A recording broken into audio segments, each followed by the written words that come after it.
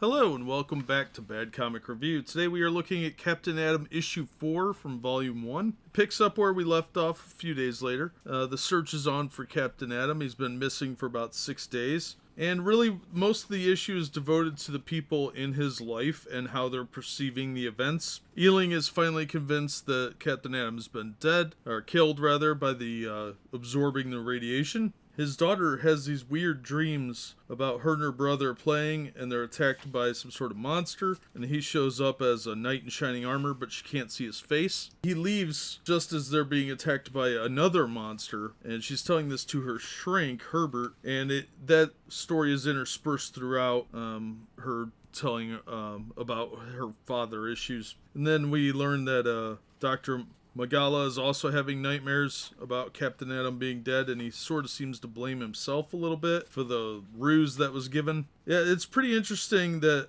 everybody seems to have these awful dreams and horrible feelings, except Ealing, who's a real piece of work. He had his daughter surveilled. He tells her that the guy Scott that she met was some psycho, and the guy that he had trailing her, his name's Homer.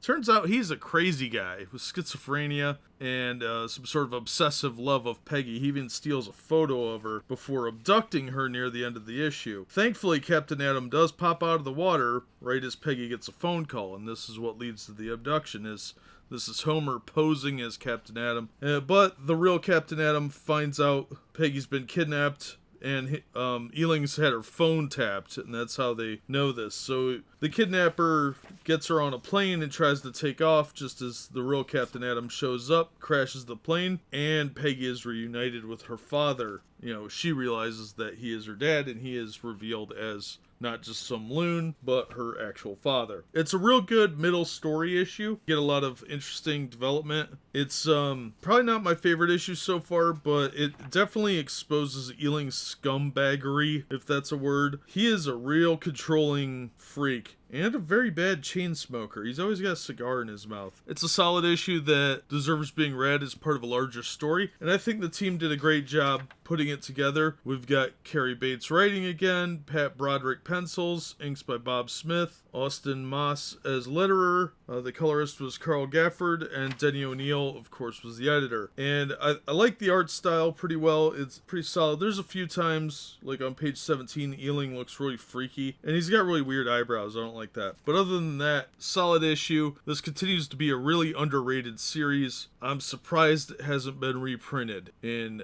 trade paperbacks. I've never seen it if it has been, but it really deserves to be, because this is very much a serialized story that could have been a TV series very easily, and is definitely worth picking up. So I highly recommend checking out this issue. It continues to be really good, but definitely you'll need to read the first 3 issues for this one to make any sense at all. But that'll do it for this one. I like the cover too, by the way. I just don't like his hair, but the general premise looks cool. It looks like he's floating in space, but it's really the water, and his hair looks kind of silly. Otherwise, pretty catchy cover and definitely worth checking out. But that'll do it for this one. As always, thanks for listening, and we hope to see you in the next episode.